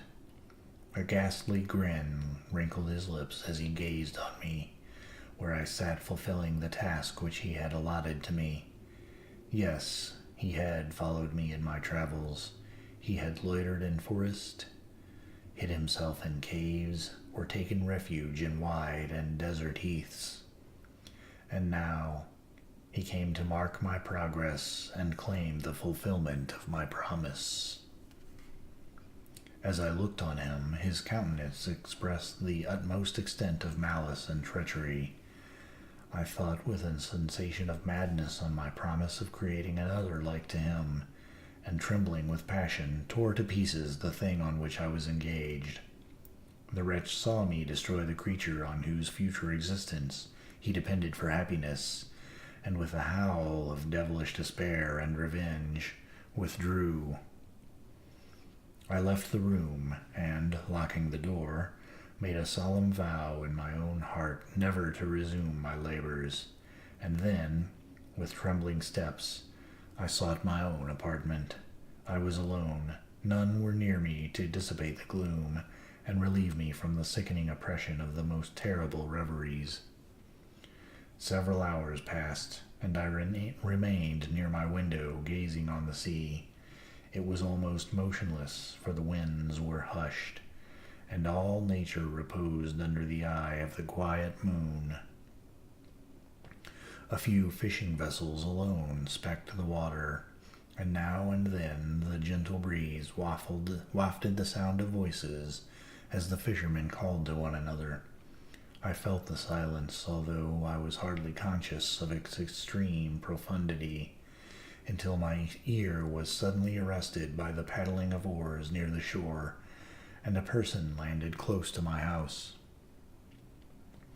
In a few minutes after, I heard the creaking of my door, as if someone endeavored to open it softly. I trembled from head to foot. I felt a presentiment of who it was, and wished to rouse one of the peasants who dwelt in a cottage not far from mine, but I was overcome by the sensation of helplessness, so often felt in frightful dreams, when you in vain endeavor to fly from an impending danger, and was rooted to the spot. Presently I heard the sound of footsteps along the passage. The door opened, and the wretch whom I dreaded appeared. Shutting the door, he approached me, and said in a smothered voice, "You have destroyed the work which you began. What is it that you intend? Do you dare to break your promise? I have endured toil and misery. I left Switzerland with you. I crept along the shores of the Rhine, among its willow islands and over the summits of its hills. I have dwelt many months in the heaths of England and among the deserts of Scotland. I have endured incalculable fatigue and cold and hunger. Do you dare to destroy my hopes? Begone. I do not break my promise. Never will I create another like yourself, equal in deformity and wickedness. Slave, I before reasoned with you, but you have proved yourself unworthy of my condescension. Remember that I have power. You believe yourself miserable, but I can make you so wretched that the light of day will be hateful to you. You are my creator, but I am your master. Obey. The hour of my irresolution is past, and the period of your power is arrived. Your threats cannot move me to do an act of wickedness, but they confirm me in a determination of not creating you a companion in vice. Shall I, in cold blood, set loose upon the earth a daemon whose delight is in death and wretchedness? Begone, I am firm, and your words will only exasperate my rage. The monster saw my determination in my face, and gnashed his teeth in the impotence of anger. Shall each man, cried he, find a wife for his bosom, and each beast have his mate, and I be alone? I had feelings of affection, and they were requited by detestation and scorn. Man, you may hate, but beware. Your hours will pass in dread and misery, and soon the bolt will fall which must ravish you from your happiness forever. Are you to be happy while I grovel in the intensity of my wretchedness? You can blast my other passions, but revenge remains. Revenge, henceforth, dearer than light or food. I may die, but first you, my tyrant and tormentor, shall curse the sun that gazes on your misery. Beware, for I am fearless and therefore powerful. I will watch with the wiliness of a snake, that I may sting with its venom. Man, you shall repent of the injuries you inflict. Devil, cease and do not poison the air with these sounds of malice. I have declared my resolution to you, and I am no coward to bend beneath words. Leave me, I am inexorable. It is well, I go, but remember, I shall be with you on your wedding night. I started forward and exclaimed, Villain, before you sign my death warrant, be sure that you yourself are safe. I would have seized him, but he eluded me, and quitted the house with precipitation. In a few moments I saw him in his boat, which shot across the waters with an arrowy swiftness, and was soon lost amidst the waves. All was again silent, but his words rung in my ears. I burned with rage to pursue the murderer of my peace, and precipitate him into the ocean. I walked up and down my room hastily and perturbed, while my imagination conjured up 1,000 images to torment and sting me. Why had I not followed him and closed with him in mortal strife? But I had suffered him to depart, and he had directed his course towards the mainland. I shuddered to think who might be the next victim sacrificed to insatiate his revenge. And then I thought again of his words, I will be with you on your wedding night. That then was the period fixed for the fulfillment of my destiny. In that hour I should die, and at once satisfy and extinguish his malice. The prospect did not move me to fear, yet when I thought of my beloved Elizabeth, of her tears and endless sorrow, when she should find her lover so barbarously snatched from her, tears, the first I had shed for many months, streamed from my eyes, and I resolved not to fall before my enemy without a bitter struggle. The night passed away, and the sun rose from the ocean. My feelings became calmer, if it may be called calmness, when the violence of rage sinks into the depths of despair. I left the house, the horrid scene of the last night's contention, and walked on the beach of the sea, which I almost regarded as an insuperable barrier between me and my fellow creatures. Nay, a wish that such should prove the fact stole across me. I desired that I might pass my life on that barren rock, warily, it is true, but uninterrupted by any sudden shock of misery. If I returned, it was to be sacrificed, or to see those whom I most loved die under the grasp of a daemon who I myself had created. I walked about the isle like a restless spectre, separated from all it loved and miserable in the separation. When it became noon and the sun rose higher, I lay down on the grass and was overpowered by a deep sleep. I had been awake the whole of the preceding night.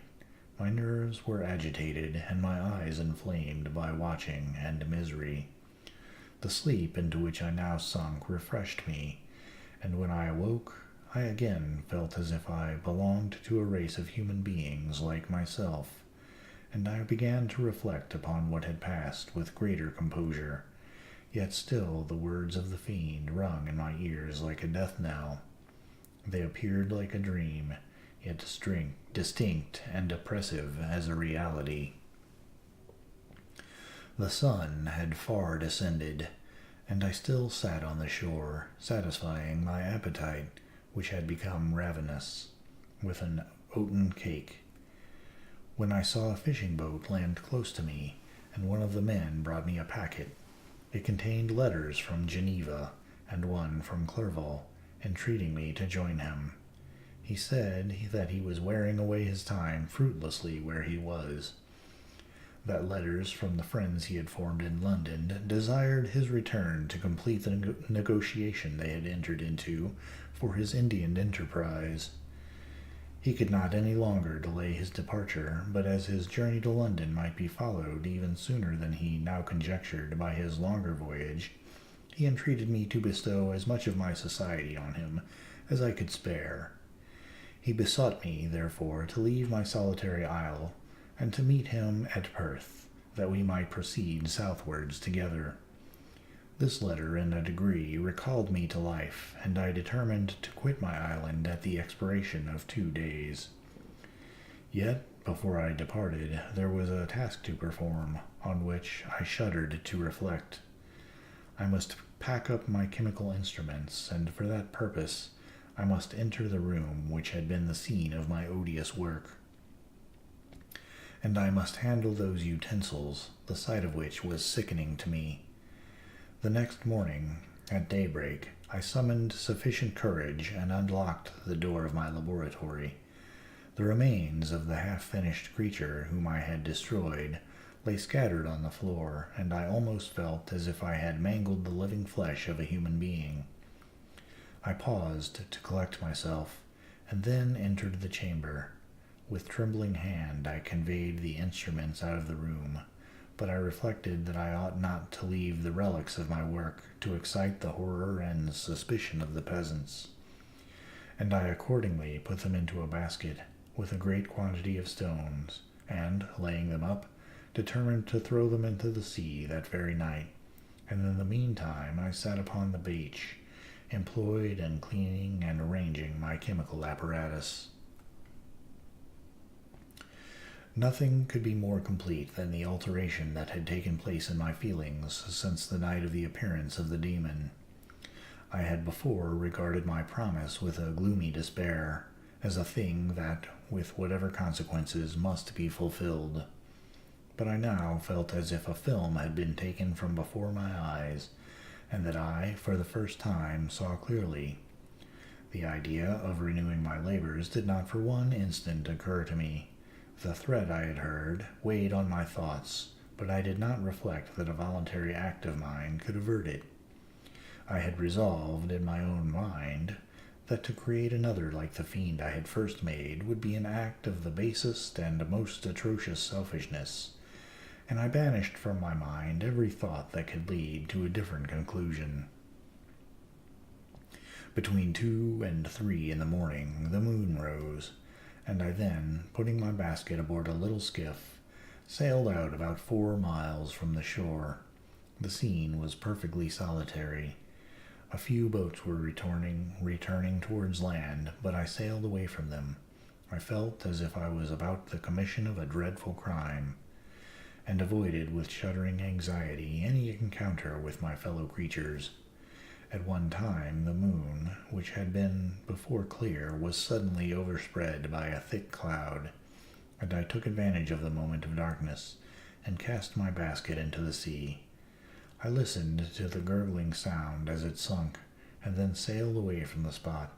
The sky became clouded, but the air was pure, although chilled by the northeast breeze that was then rising.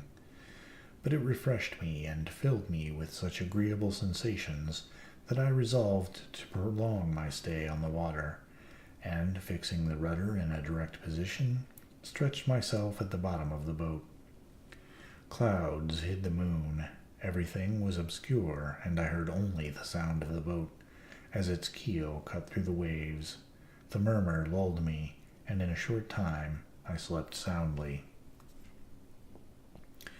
I do not know how long I remained in this situation, but when I awoke I found that the sun had already mounted considerably.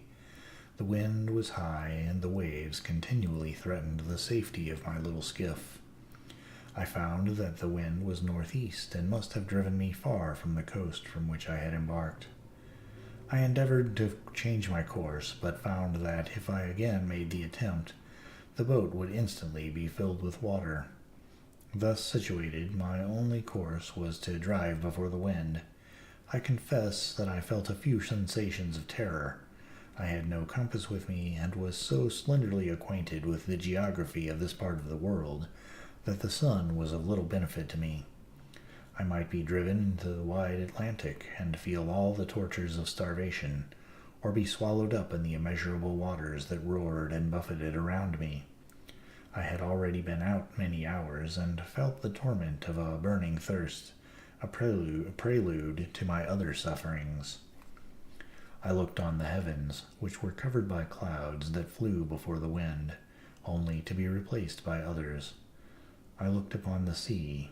It was to be my grave. "Fiend," I exclaimed, "your task is already fulfilled." I thought of Elizabeth, of my father, and of Clerval, all left behind, on whom the monster might satisfy his sanguinary and merciless passions. This idea plunged me into a reverie, so despairing and frightful, that even now, when the scene is on the point of closing before me forever, I shudder to reflect on it. Some hours passed thus, but by degrees, as the sun declined towards the horizon, the wind died away into a gentle breeze, and the sea became free from breakers. But these gave place to a heavy swell. I felt sick and hardly able to hold the rudder, when suddenly I saw a line of high land towards the south. Almost spent as I was by fatigue and the dreadful suspense I endured for several hours, this sudden certainty of life rushed like a flood of warm joy to my heart, and tears gushed from my eyes. How mutable are our feelings, and how strange is that clinging love we have of life, even in the excess of misery. I constructed another sail with a part of my dress, and eagerly steered my course towards the land. It had a wild and rocky appearance, but as I approached nearer, I easily perceived the traces of cultivation. I saw vessels near the shore, and found myself suddenly transported back to the neighborhood of civilized man. I carefully traced the windings of the land, and hailed a steeple, which I at length saw issuing from behind a small promontory. As I was in a state of extreme debility, I resolved to sail directly towards the town, as a place where I could most easily procure nourishment. Fortunately, I had money with me. As I turned the promontory, I saw a small, neat town, and a good harbor, which I entered, my heart bounding with joy at my unexpected escape. As I was occupied in fixing the boat and arranging the sails, several people crowded towards the spot. They seemed much surprised at my appearance, but instead of offering me any assistance, whispered together, with gestures that at any other time might have produced in me a slight sensation of alarm. As it was, I merely remarked that they spoke English, and I therefore addressed them in that language. "My good friends," said I, "will you be so kind as to tell me the name of this town, and inform me where I am?" "You will know that soon enough," replied a man with a harsh voice. "Maybe you are come to a place that will not prove much to your taste, but you will not be consulted as to your quarters, I promise you." I was exceedingly surprised on receiving so rude an answer from a stranger, and I was also disconcerted on perceiving the frowning and angry countenances of his companions. "Why do you answer me so roughly?" I replied. "Surely it is not the custom of Englishmen to receive strangers so inhospitably." "I do not know," said the man, "what the custom of the English may be, but it is the custom of the Irish to hate villains." While this strange dialogue continued, I perceived the crowd rapidly increase. Their faces expressed a mixture of curiosity and anger, which annoyed and in some degree alarmed me. I inquired the way to the inn, but no one replied. I then moved forward, and a murmuring sound arose from the crowd as they followed and surrounded me, when an ill-looking man approached, tapped me on the shoulder, and said, "Come, sir, you must follow me to Mr. Kerwin's to give an account of yourself." Who is Mr. Kerwin? Why am I to give an account of myself? Is not this a free country? Aye, sir, free enough for honest folks. Mr. Kerwin is a magistrate, and you are to give an account of the death of a gentleman who was found murdered here last night. This answer startled me, but I presently recovered myself. I was innocent. That could easily be proved. Accordingly, I followed my conductor in silence, and was led to one of the best houses in the town. I was ready to sink from fatigue and hunger, but being surrounded by a crowd, I thought it politic to rouse all my strength, that no physical debility might be construed into apprehension or conscious guilt. Little did I then expect the calamity that was in a few moments to overwhelm me, and extinguish in horror and despair all fear of ignominy or death. I must pause here, for it requires all my fortitude to recall the memory of the frightful events which I am about to relate in proper detail to my recollection.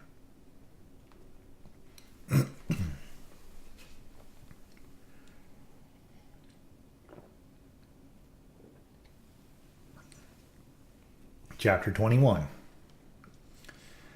I was soon introduced into the presence of a magistrate, an old, benevolent man with calm and mild manners. He looked upon me, however, with some degree of severity, and then, turning towards my conductors, he asked who appeared as witnesses on this occasion. About half a dozen men came forward, and, one being selected by the magistrate, he deposed that he had been out fishing the night before with his son and brother-in-law, Daniel Nugent, when, about 10 o'clock, they observed a strong northerly blast rising, and they accordingly put in for port. It was a very dark night, as the moon had not yet risen. They did not land at the harbor, but as they had been accustomed, at a creek about 2 miles below. He walked on first, carrying a part of the fishing tackle, and his companions followed at some distance. As he was proceeding along the sands, he struck his foot against something, and fell at his length on the ground. His companions came up to assist him, and, by the light of their lantern, they found that he had fallen on the body of a man, who was, to all appearance, dead. Their first supposition was that it was the corpse of some person who had been drowned, and was thrown on shore by the waves. But on examination they found that the clothes were not wet, and even that the body was not then cold. They instantly carried it to the cottage of an old woman near the spot, and endeavored, but in vain, to restore it to life. It appeared to be a handsome young man, about 25 years of age. He had apparently been strangled, for there was no sign of any violence, except the black mark of fingers on his neck. The first part of this deposition did not in the least interest me, but when the mark of the fingers was mentioned, I remembered the murder of my brother, and felt myself extremely agitated. My limbs trembled, and a mist came over my eyes, which obliged me to lean on a chair for support. The magistrate observed me with a keen eye, and of course drew an unfavorable augury from my manner. The son confirmed his father's account, but when Daniel Nugent was called, he swore positively that, just before the fall of his companion, he saw a boat with a single man in it at a short distance from the shore, and, as far as he could judge by the light of the few stars, it was the same boat in which I had just landed. A woman deposed that she lived near the beach, and was standing at the door of her cottage, waiting for the return of the fishermen, about an hour before she heard of the discovery of the body, when she saw a boat with only one man in it, push off from that part of the shore where the corpse was afterward found. Another woman confirmed the account of the fishermen having brought the body into her house. It was not cold. They put it into a bed and rubbed it, and Daniel went to the town for an apothecary, but life was quite gone. Several other men were examined concerning my landing, and they agreed that, with the strong north wind that had arisen during the night, it was very probable that I had been beaten about for many hours, and had been obliged to return nearly to the same spot from which I had departed. Besides, they observed that it appeared that I had brought the body from another place, and it was likely that as I did not appear to know the shore, I might have put into the harbor ignorant of the distance of the town of whatever from the place where I had deposited the corpse. Mr. Kerwin, on hearing this evidence, desired that I should be taken into the room where the body lay for interment, that it might be observed what effect the sight of it would produce upon me.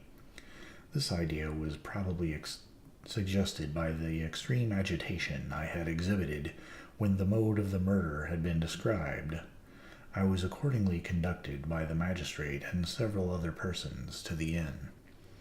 I could not help being struck by the strange coincidences that had taken place during this eventful night, but knowing that I had been conversing with several persons in the island I had inhabited about the time that the body had been found, I was perfectly tranquil as to the consequences of the affair.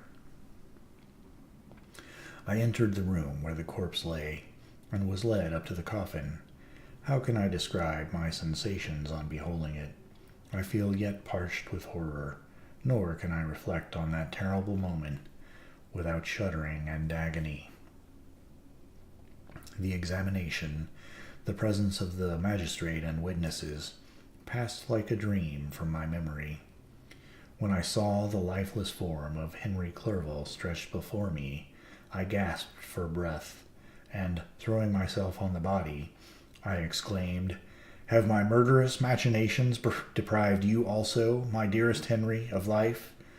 2 I have already destroyed. Other victims await their destiny, but you, Clerval, my friend, my benefactor."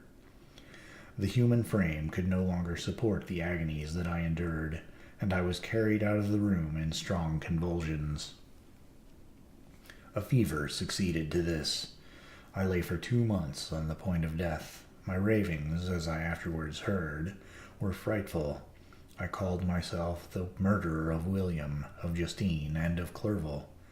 Sometimes I entreated my attendants to assist me in the destruction of the fiend by whom I was tormented, and at others I felt the fingers of the monster already grasping my neck, and screamed aloud with agony and terror.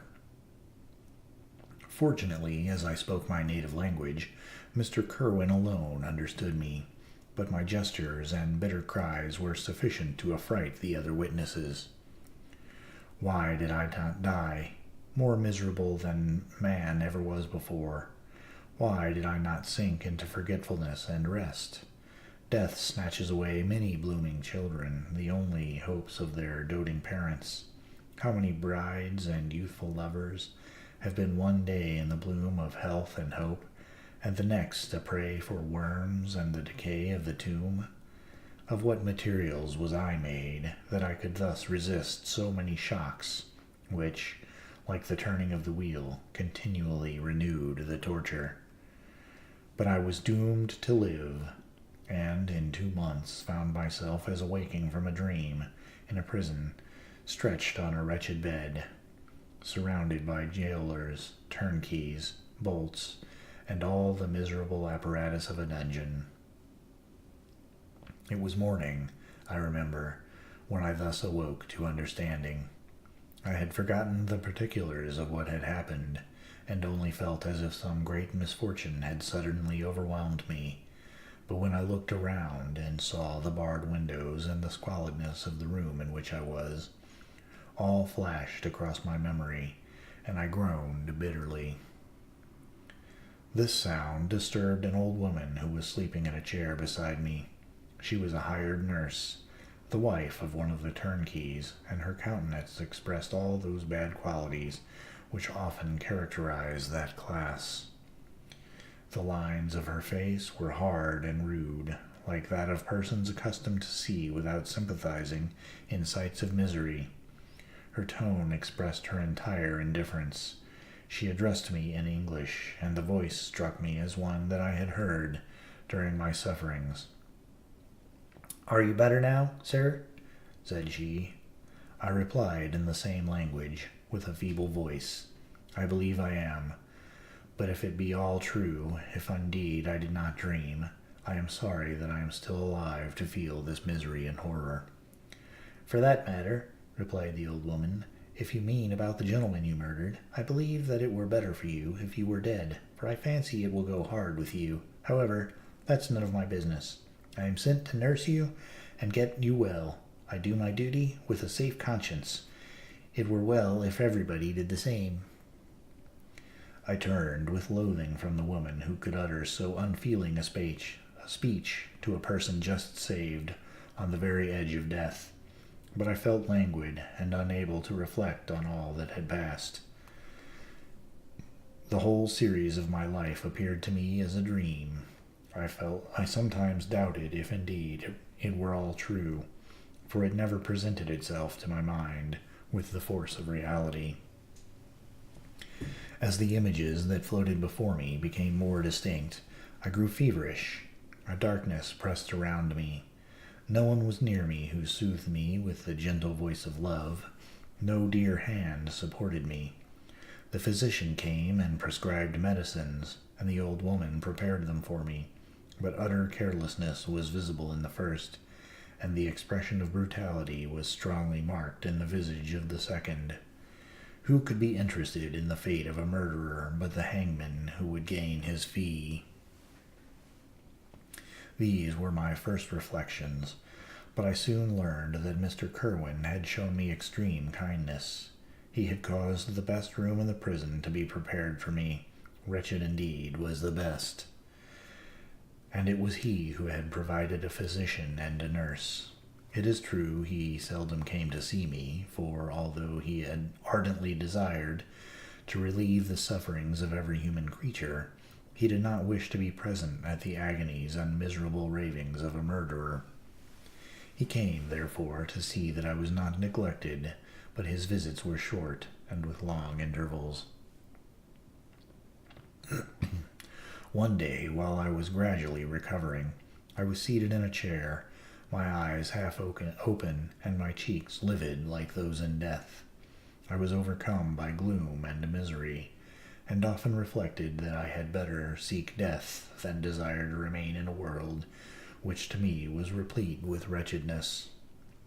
At one time I considered whether I should not declare myself guilty and suffer the penalty of the law. Less innocent than poor Justine had been, such were my thoughts when the door of my apartment was opened and Mr. Kerwin entered. His countenance expressed sympathy and compassion. He drew a chair close to mine and addressed me in French. "I fear that this place is very shocking to you. Can I do anything to make you more comfortable?"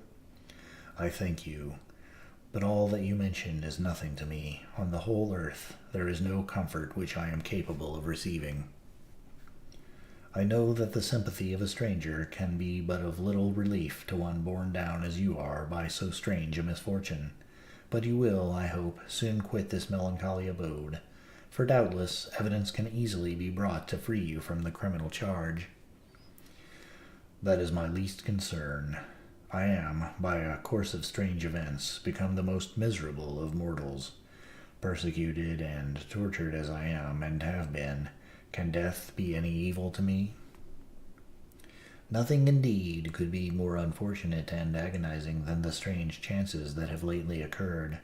You were thrown, by some surprising accident, on this shore, renowned for its hospitality, seized immediately and charged with murder. The first sight that was presented to your eyes was the body of your friend, murdered in so unaccountable a manner, and placed, as it were, by some fiend, across your path. As Mr. Kerwin said this, notwithstanding the agitation I endured on this retrospect of my sufferings, I also felt considerable surprise at the knowledge he seemed to possess concerning me. I suppose some astonishment was exhibited in my countenance, for Mr. Kerwin hastened to say, "Immediately upon your being taken ill, all the papers that were on your person were brought to me, and I examined them that I might discover some trace by which I could send your relations an account of your misfortune and illness. I found several letters, and among others one which I discovered from its commencement to be from your father. I instantly wrote to Geneva. Nearly 2 months have elapsed since the departure of my letter, but you are ill. Even now you tremble. You are unfit for agitation of any kind. This suspense is 1,000 times worse than the most horrible event. Tell me what new scene of death has been acted, and whose murder am I now to lament?" "Your family is perfectly well," said Mr. Kerwin with gentleness, "and someone, a friend, is come to visit you." I know not by what chain of thought the idea presented itself, but it instantly darted into my mind that the murderer had come to mock at my misery and taunt me with the death of Clerval, as a new incitement for me to comply with his hellish desires. I put my hand before my eyes and cried out in agony, "Oh, take him away! I cannot see him. For God's sake, do not let him enter." Mr. Kerwin regarded me with a troubled countenance. He could not help regarding my exclamation as a presumption of my guilt, and said, in a rather severe tone, "I should have thought, young man, that the presence of your father would have been welcome, instead of inspiring such violent repugnance." "My father," cried I, with every feature and every muscle was relaxed from anguish to pleasure. "Is my father indeed come? How kind, how very kind! But where is he? Why does he not hasten to me?" My change of manner surprised and pleased the magistrate. Perhaps he thought that my former exclamation was a momentary return of delirium, and now he instantly resumed his former benevolence. He rose and quitted the room with my nurse, and in a moment my father entered it. Nothing, at this moment, could have given me greater pleasure than the arrival of my father. I stretched out my hand to him and cried, "Are you then safe, and Elizabeth, and Ernest?" My father calmed me with assurances of their welfare, and endeavored, by dwelling on these subjects, so interesting to my heart, to raise my desponding spirits. But he soon felt that a prison cannot be the abode of cheerfulness. "What place is this that you inhabit, my son?" said he, looking mournfully at the barred windows and wretched appearance of the room. "You travel to seek happiness, but a fatality seems to pursue you, and poor Clerval." The name of my unfortunate and murdered friend was an agitation too great to be endured in my weak state. I shed tears. "Alas, alas, yes, my father," replied I. "Some destiny of the most horrible kind hangs over me, and I must live to fulfill it, or surely I should have died on the coffin of Henry." We were not allowed to converse for any length of time, for the precarious state of my health rendered every precaution necessary that could ensure tranquillity. Mr. Kerwin came in, and insisted that my strength should not be exhausted by too much exertion. But the appearance of my father was to me like that of my good angel, and I gradually recovered my health. As my sickness quitted me, I was absorbed by a gloomy and black melancholy that nothing could dissipate. The image of Clerval was forever before me, ghastly and murdered. More than once the agitation into which these reflections threw me made my friends dread a dangerous relapse. Alas, why did they preserve so miserable and detested a life? It was surely that I might fulfill my destiny, which is now drawing to a close. Soon, oh, very soon, will death extinguish these throbbings, and relieve me from the mighty weight of anguish that bears me to the dust. And, in executing the award of justice, I shall also sink to rest. Then the appearance of death was distant, although the wish was ever present to my thoughts, and I often sat for hours motionless and speechless, wishing for some mighty revolution that might bury me and my destroyer in its ruins. The season of the assizes approaches. I had already been 3 months in prison, and although I was still weak and in continual danger of a relapse, I was obliged to travel nearly 100 miles to the country town where the court was held. Mr. Kerwin charged himself with every care of collecting witnesses and arranging my defense. I was spared the disgrace of appearing publicly as a criminal, as the case was not brought before the court that decides on life and death. The grand jury rejected the bill on its being proved that I was on the Orkney Islands at the hour the body of my friend was found, and a fortnight after my removal I was liberated from prison. My father was enraptured on finding me freed from the vexations of a criminal charge, that I was again allowed to breathe the fresh atmosphere and permitted to return to my native country. I did not participate in these feelings, for to me the walls of a dungeon or a palace were alike hateful. The cup of life was poisoned forever, and although the sun shone upon me, as upon the happy and gay of heart, I saw around me nothing but a dense and frightful darkness, penetrated by no light but the glimmer of 2 eyes that glared upon me. Sometimes they were the expressive eyes of Henry, languishing in death, the dark orbs nearly covered by the lids, and the long black lashes that fringed them. Sometimes it was the watery, clouded eyes of the monster, as I first saw them in my chamber at Ingolstadt. My father tried to awaken in me the feelings of affection. He talked of Geneva, which I should soon visit, of Elizabeth and Ernest, but these words only drew deep groans from me.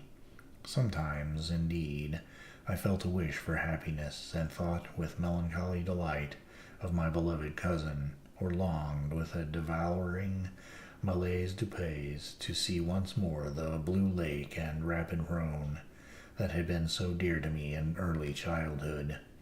But my general state of feeling was a torpor, in which a prison was as welcome a residence as the divinest scene in nature, and these fits were seldom interrupted but by paroxysms of anguish and despair. At these moments I often endeavored to put an end to the existence I loathed, and it required unceasing attention and vigilance to restrain me from committing some dreadful act of violence. Yet one duty remained to me, the recollection of which finally triumphed over my selfish despair. It was necessary that I should return without delay to Geneva, there to watch over the lives of those I so fondly loved, and to lie in wait for the murderer, that if any chance led me to the place of his concealment, or if he dared again to blast me by his presence, I might, with unfailing aim, put an end to the existence of the monstrous image which I had endued with the mockery of a soul still more monstrous. My father still desired to delay our departure, fearful that I could not sustain the fatigues of a journey, for I was a shattered wreck, the shadow of a human being. My strength was gone. I was a mere skeleton, and fever night and day preyed upon my wasted frame. Still, as I urged our leaving Ireland with such inquietude and impatience, my father thought it best to yield. We took our passage on board a vessel bound for Havre de Grace, and sailed with a fair wind from the Irish shores. It was midnight. I lay on the deck, looking at the stars, and listening to the dashing of the waves. I hailed the darkness that shut Ireland from my sight, and my pulse beat with a feverish joy when I recollected that I should soon see Geneva. The past appeared to me in the light of a frightful dream, yet the vessel in which I was, the wind that blew me from the detested shore of Ireland, and the sea which surrounded me told me too forcibly that I was deceived by no vision, and that Clerval, my friend and dearest companion, had fallen a victim to me and the monster of my creation. I repassed in my memory my whole life, my quiet happiness while residing with my family in Geneva, the death of my mother, and my departure for Ingolstadt. I remembered, shuddering, the mad enthusiasm that hurried me on to the creation of my hideous enemy, and I called to mind the night in which he first lived. I was unable to pursue the train of thought. 1,000 feelings pressed upon me, and I wept bitterly.